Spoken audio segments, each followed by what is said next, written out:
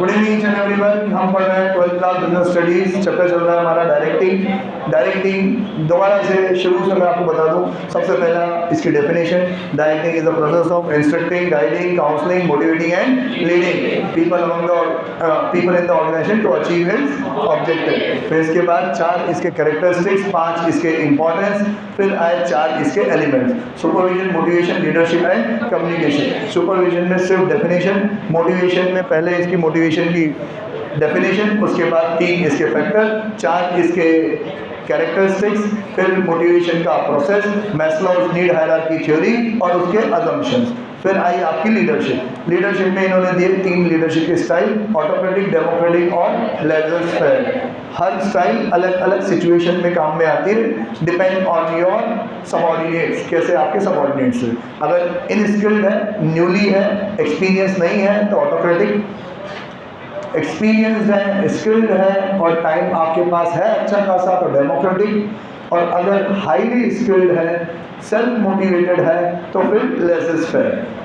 फिर आए हम कम्युनिकेशन में। कम्युनिकेशन का प्रोसेस सिखाया पहले कि एक सेंडर है, उसके पास इंफॉर्मेशन है, रिसीवर तक पहुंचानी है, वो एक मीडिया को चूज करेगा, मीडिया उसको एनकोड करेगा, डिकोड करेगा, फिर रिसीवर उसका फीडबैक दे देगा। इस पूरे प्रोसेस में अगर कहीं पे भी कोई रिकॉर्ड आती है तो उसको अपन बोलते हैं नॉइज। नॉइज का दूसरा नाम है बैरियर। ये बैरियर 4 अलग अलग तरीके के होते हैं। बैरियर से पहले उन्होंने आपको समझाया 2 अलग अलग आपकी कम्युनिकेशन, फॉर्मल और इनफॉर्मल। फॉर्मल लीगल चैनल्स के थ्रू ऑफिस की काम की बात होती है, वर्टिकल एंड हॉरिजॉन्टल, और इनफॉर्मल इसमें आप अपनी सोशल नीड्स को पूरा करते हो। ये अभी इनफॉर्मल अभी अपन ने पढ़ा नहीं है तो मैं इसको डिस्कस नहीं करना चाहता। आज अगर टाइम बचा तो अपन पढ़ लेंगे। आज मेरा पढ़ाने का मूड बिल्कुल नहीं है ना, तो मैं बहुत कम पढ़ाऊंगा, ठीक है। प्रेम चैप्टर कंप्लीट करेंगे बस, ज़्यादा नहीं पढ़ना, ठीक है ना। 4 barriers, semantic, psychological, organizational and personal. Semantic language barrier 6 barrier थे, 2-2 के 3 कॉम्बो बनाए थे। पहला वाला क्या था? Badly expressed message, symbols with different meaning, faulty translation and unclarified assumptions. फिर 2 थे technical jargons and body language and gesture decoding. उसके बाद आया आपका साइकोलॉजिकल। मुझे भी मुंह पे याद नहीं क्योंकि कल याद कर नहीं था अपन में। साइकोलॉजिकल में 4 है, pre mature evaluation, set of attention, क्यों आगे क्यों जा रहे? Premature evaluation, lack of attention. Premature evaluation, lack of attention, loss by transmission and poor retention.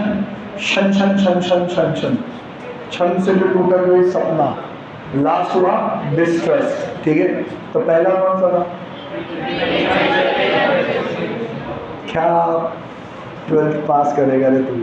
Pre mature evaluation. दूसरा कौन है? Lack of attention.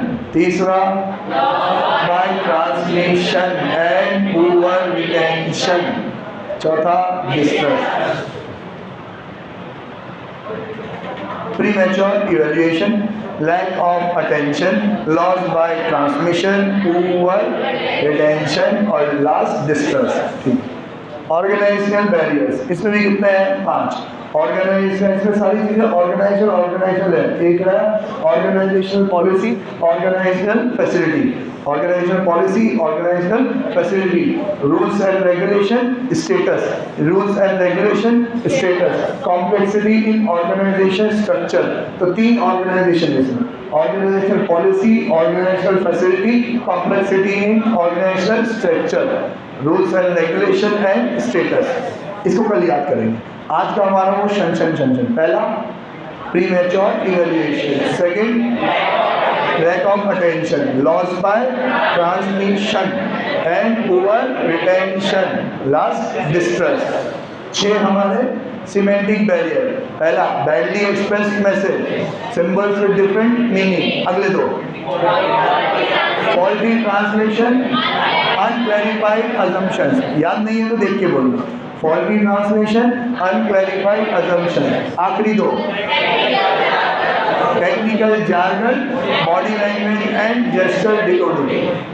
बेटा ये रिपीट आप लोगों के लिए कराया जा रहा है। आप ऐसे मुंह बना के मेरे को देखते रहोगे तो कुछ भी नहीं होगा।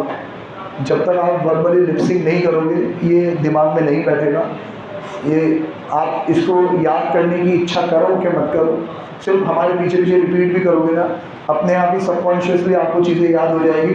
एग्ज़ाम टाइम पे पढ़ोगे तो आपको मैं इतना याद आऊँगा कि अच्छा हुआ उन्होंने क्लास में याद करा दिया, आज सब याद रह रहा है, सब कुछ समझ में आ रहा है। पर्सनल के बाद हमारा पर्सनल बैरियर्स।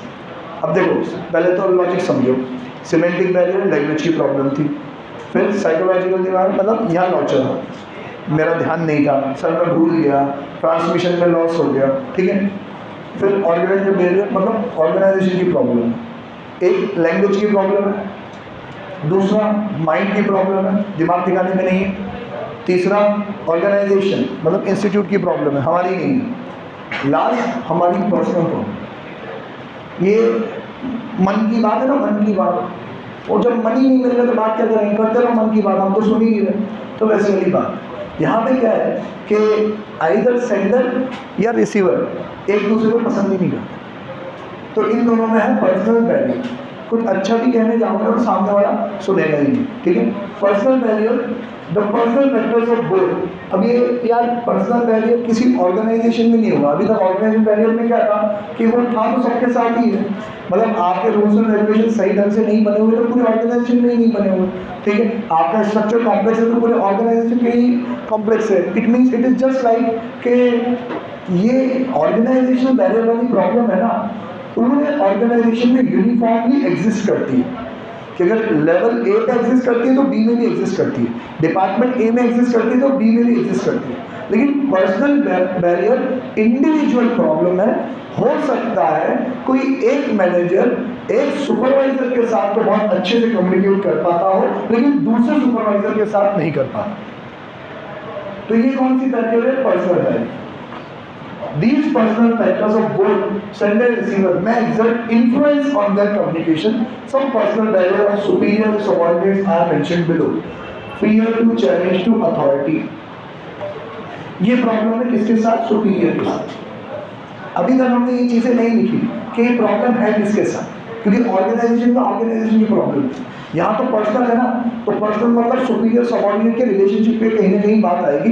कुछ प्रॉब्लम सुपीरियर के साथ होगी, कुछ प्रॉब्लम सबऑर्डिनेट के साथ होगी। तो ये जो fear to challenge to authority है ना, ये प्रॉब्लम है किसके साथ, सुपीरियर के साथ। पढ़ने में यूँ लगता है कि ये सबऑर्डिनेट की प्रॉब्लम, उसको डर लग रहा है कि मैं इसको चैलेंज कर दूँगा, नहीं, ये कम्युनिकेट करना चाहता है सुपीरियर अपने सबऑर्डिनेट को, और उसको ऐसा लगता है कि अगर मैं ये बात कम्युनिकेट कर दूंगा तो मेरे पास जो पावर है ना कहीं क्या हो जाएगी, कम हो जाएगी, मेरी अथॉरिटी क्या हो जाएगी, अब कम हो जाएगी।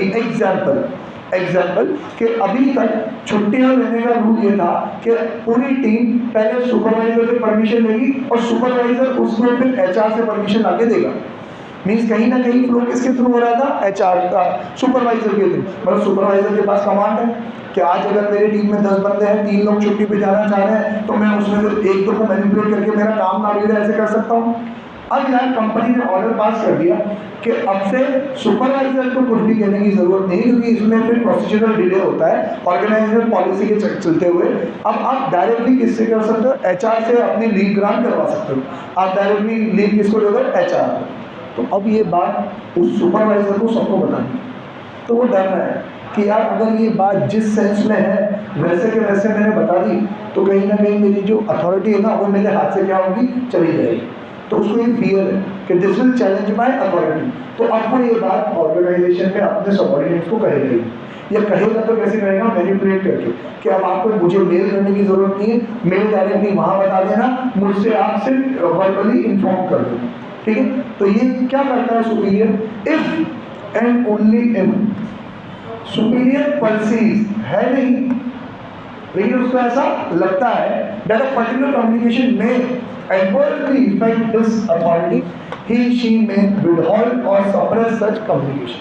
या तो वो अपने पास रख लेगा या उस इंफॉर्मेशन को सप्रेस करके दबा के या कम मात्रा में आगे पहुंचाएगा, पूरी बात एज इट इज तो नहीं पहुंचाएगा, ठीक है। नेक्स्ट है lack of confidence of superior on his subordinate. ये वापस से प्रॉब्लम है किसके साथ, सुपीरियर के साथ, कि अगर सुपीरियर को उसके सबऑर्डिनेट में कॉन्फिडेंस नहीं तो भी वो कम्युनिकेट करने से डरेगा। ये अक्सर ये बात हमारे साथ यहाँ ट्रेनिंग में प्रोवाइड होती है कि जब भी हमारे यहाँ कोई न्यू आर्टिकल आता है, मीन्स जब जहाँ भी ये सुपीरियर सबऑर्डिनेट की रिलेशनशिप होती है वहाँ पे ये टेक्निकल एस्पेक्ट में हमेशा होता है कि जब भी कोई सबऑर्डिनेट आता है जिसको हमें काम सिखाना होता है, तो हमारा जो काम होता है हमेशा डेडलाइन से घिरा हुआ रहता है।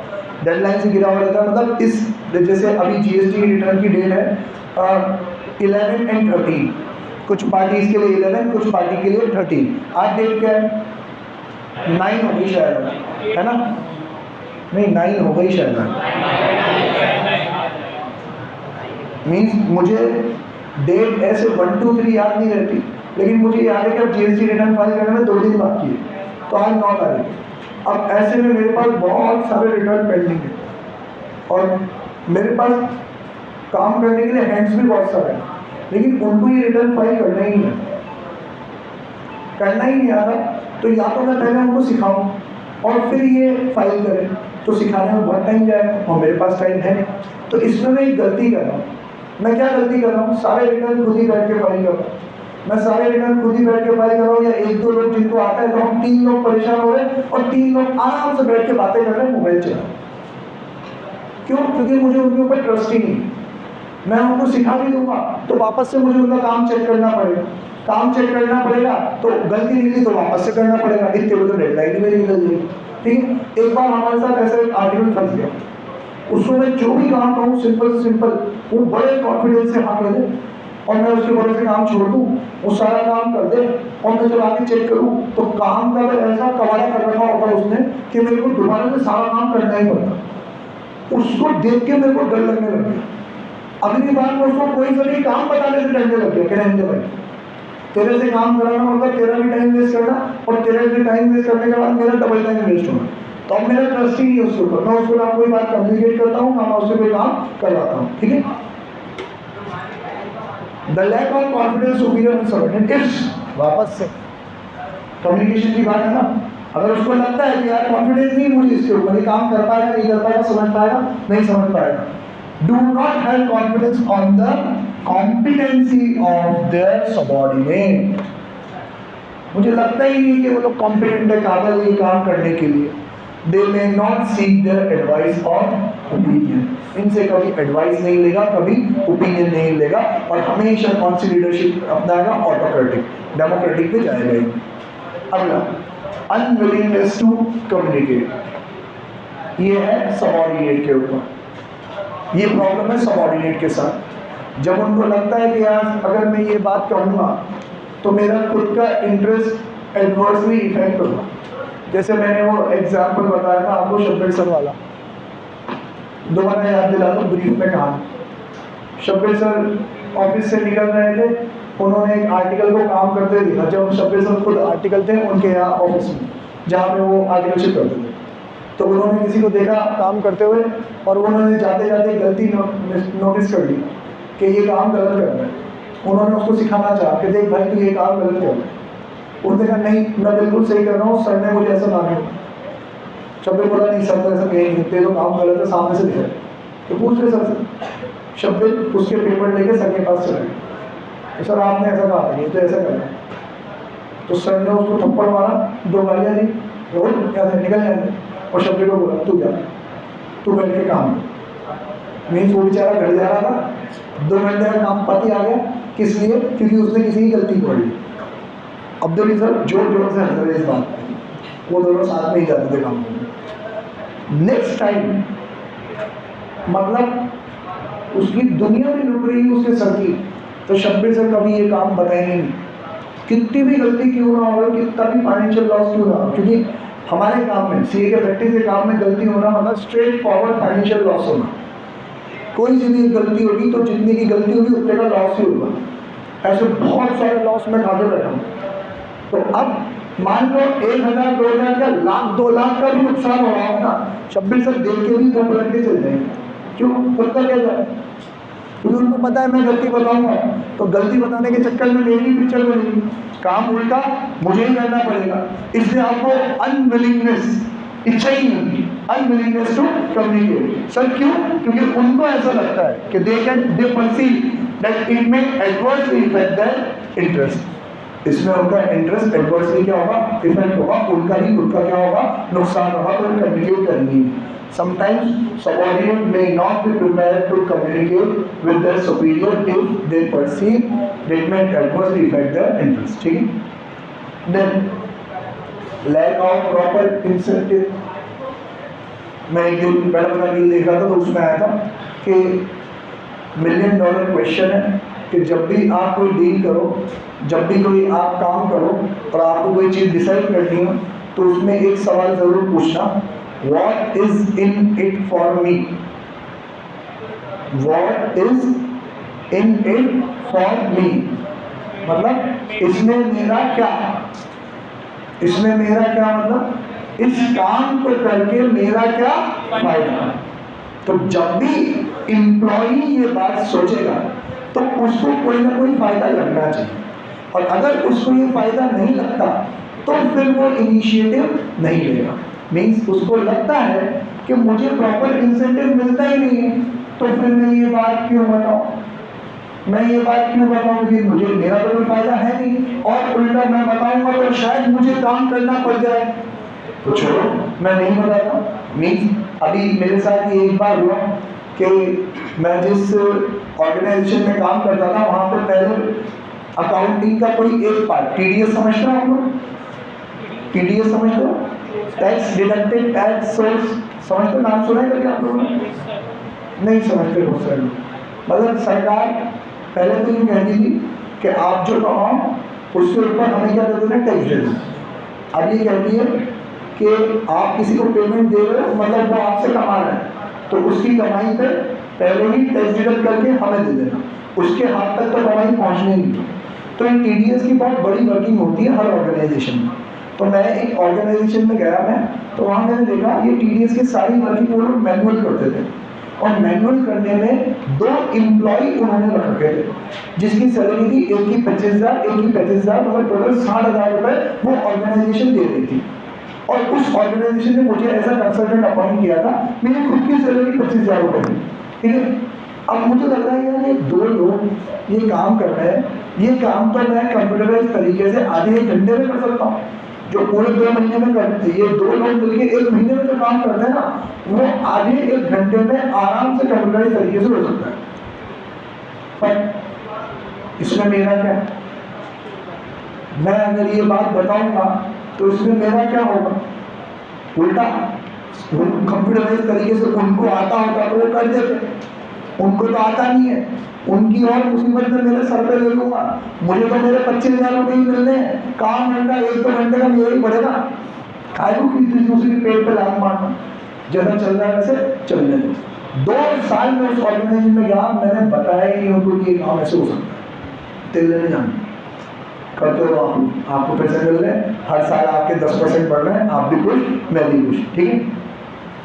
If there is no motivation or incentive for communication, subordinate may not take initiative to communicate. For example, if there is no reward or appreciation for a good solution, the subordinate may not be willing to offer useful solution. Simple. कि यार अगर उनको कोई reward नहीं है, कोई incentive नहीं है बेटर सोल्यूशन देने के लिए, तो फिर वो इनिशिएटिव लेंगे नहीं। मैंने एक बार ऐसा करके देख लिया था। दूसरी मैं जो बात बता रहा हूँ ना कि वो मैनुअल वाली बात मैं क्यों नहीं बोलता था, क्योंकि मैंने ये काम उसमें एक बार करके देख लिया था।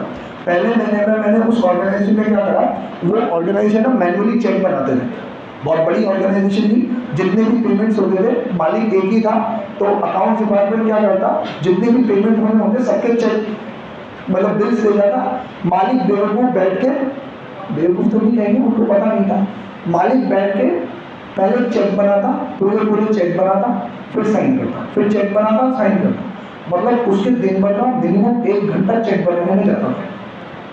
25-30 चेक हुआ करते थे रोज के, तो 1-1 घंटा बैठ के लिखता ही रहता। मैंने कहा सर आपका 1 घंटा ये करने में टाइम वेस्ट हो रहा है आपका। हाँ ठीक है, एक काम करो अब से चेक तो भी बना के लाया, मतलब मेरे को तो नहीं कहा उन्होंने, जो चेक बना के लेके था उसको कह दिया कि चेक आप तुम ही बना के लाया करो, मैं तो साइन करूँगा, मेरे को बोलूँगा। मैंने कहा सर मैं ये नहीं कह रहा कि उससे बनवाओ, चेक बनाने का एक सिंपल तरीका होता है, टैली से चेक प्रिंट हो जाता है, तो जब टैली में हम एंट्री पास करते हैं उसमें एक बटन दबाना होता है और चेक अपने आप प्रिंट होकर निकल जाता है। ना इसको काम करना है ना आपको काम करना है। क्या आपको आता है? हाँ मेरे को आता है। नहीं आता तो यूट्यूब जिंदाबाद। मैंने यूट्यूब देखा, उसमें कुछ चेक की छोटी मोटी वो करनी होती है सेटिंग्स। अब वो कह रहे हैं कि ये चेक प्रिंटिंग का सॉफ्टवेयर ले लो, 25-30 हज़ार रुपये का सॉफ्टवेयर का। मेरे को ज़रूरत ही नहीं है, अपन ने टैली ले रखा है, टैली में भी ये फीचर है, पर टैली से हमने करके दे रखा है, नहीं होता। मैंने कहा देखो अपन देखते हैं। तो मैंने यूट्यूब से सेटिंग वेटिंग निकाली और कंप्यूटर की प्रिंटर की सारी सेटिंग्स करी और बिंदास उनके चेक अब टैली से प्रिंट होने लग गए।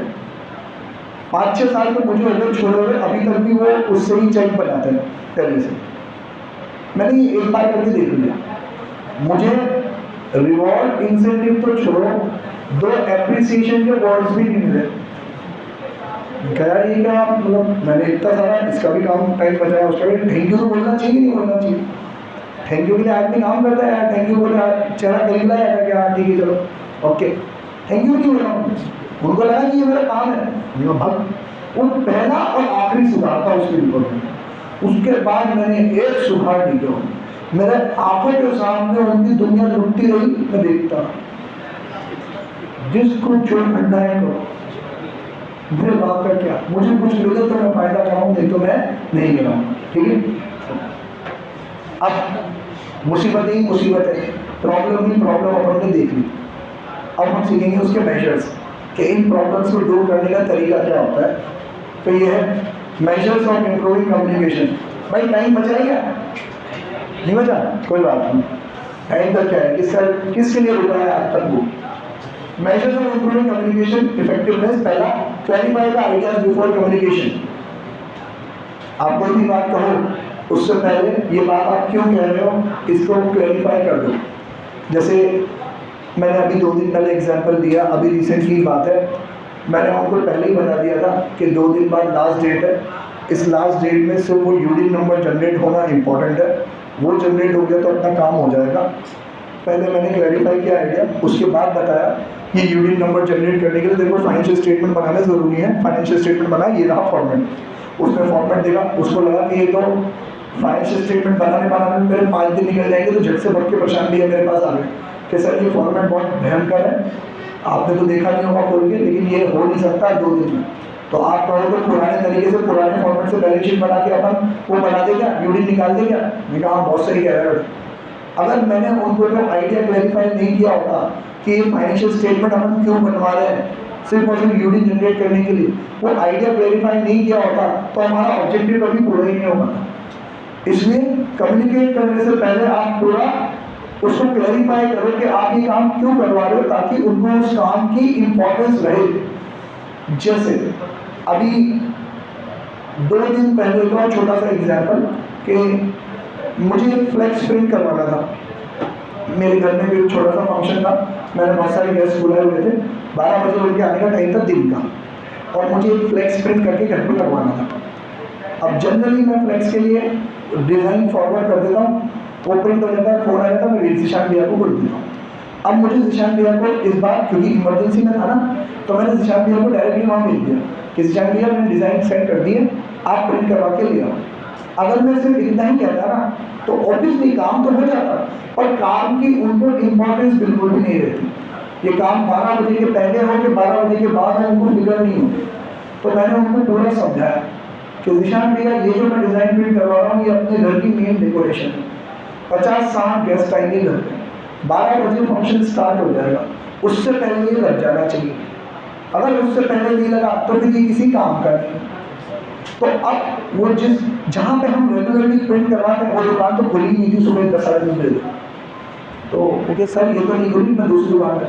अब वो 4-5 दुकान घूम के जिसने उनको हाँ करी कि हाँ मैं हाथों हाथ करके दे दूंगा, उधर से वो करवा के ले आए। और आपको पता है 12 बजने में वो जैसे मूवीज में नहीं टाइम बॉम्ब चलता है, 1-2 सेकंड में ही बंद होता है, तो बस वो 12 बजने के 2 सेकंड पहले ही हमने टेबल लगा के चिपकाया था उसको।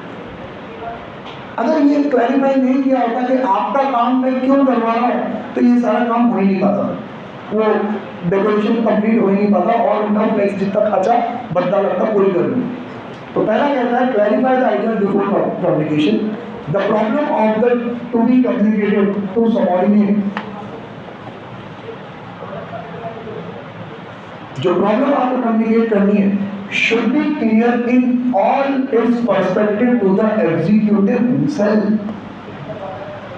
कि जो काम आपको, जो प्रॉब्लम आपको कम्युनिकेट करनी है, वो प्रॉब्लम आपके मन में पहले पूरे अच्छे से बैठी हुई हो, तभी आप कम्युनिकेट कर सकते हो, नहीं तो नहीं कर सकते।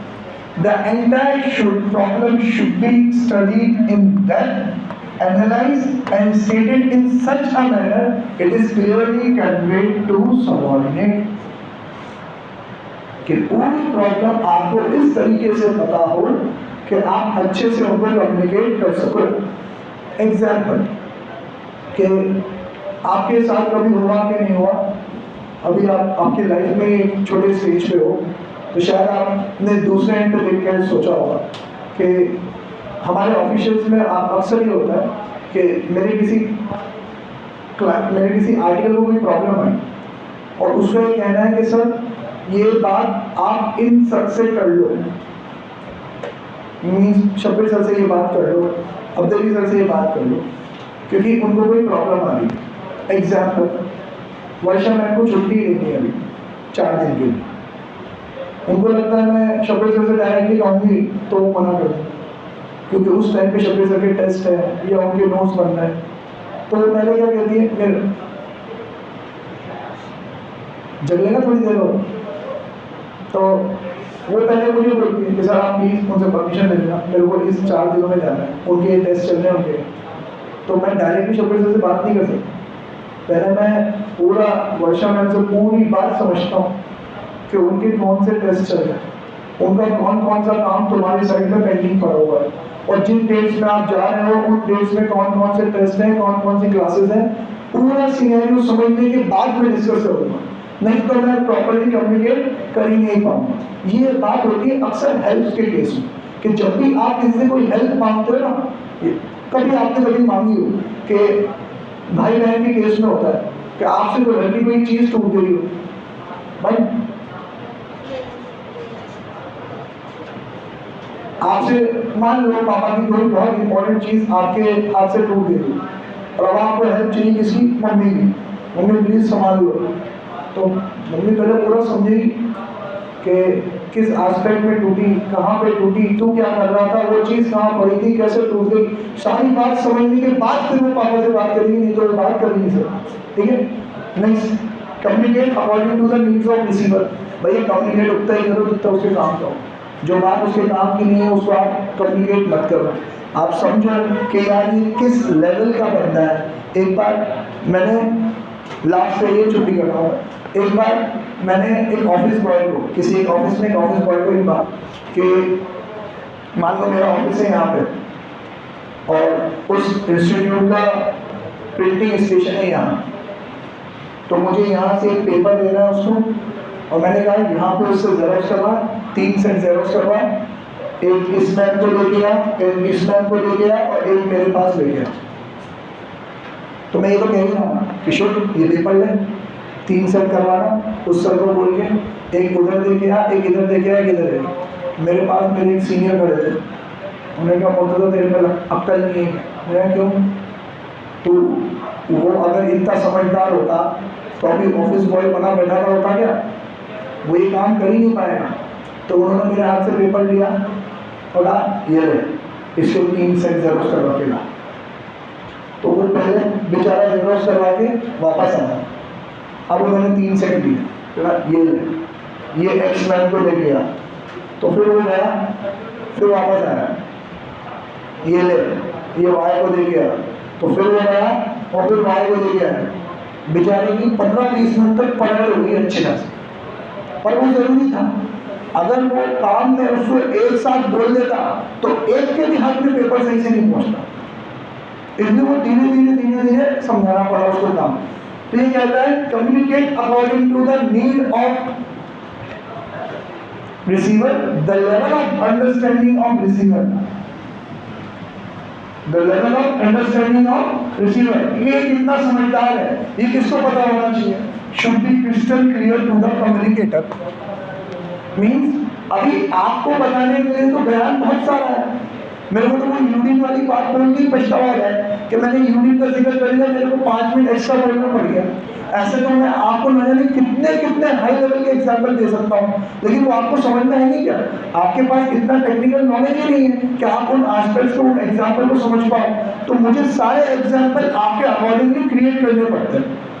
तो आप पहले अच्छे से समझ लो कि आप जिसके साथ कम्युनिकेट कर रहे हो उसकी अंडरस्टैंडिंग लेवल कितना है। The manager should adjust his communication according to the education and understanding levels of subordinates. Means आज अगर मैं जिस टर्म्स के साथ, जिस लेवल के साथ मेरे दोनों पार्टनर्स के साथ बात कर सकता हूँ, उस टर्म्स के साथ मैं आपसे बात नहीं कर सकता, क्योंकि आप इतने हाई लेवल वाले टर्म्स कभी समझते ही नहीं, आपने उन सिचुएशन को कभी फेस ही नहीं किया होता। आपके अकाउंटिंग में मैं जिस एस्पेक्ट को आपको 11th क्लास को और सीए इंटर को एक ही टॉपिक, गुडविल का एक ही टॉपिक आपको 11th क्लास को सीए इंटर को समझाने का हमारा पूरा ड्यूरेशन ही चेंज हो जाता है। आपको अगर वो टॉपिक समझाने में आधा घंटा लगेगा तो शायद 11th क्लास को 1 घंटा लगेगा, और 12th क्लास सीए इंटर को जो आप पढ़ चुके हो उसके हायर लेवल समझाने में सिर्फ 5-10 मिनट ही लगेगा।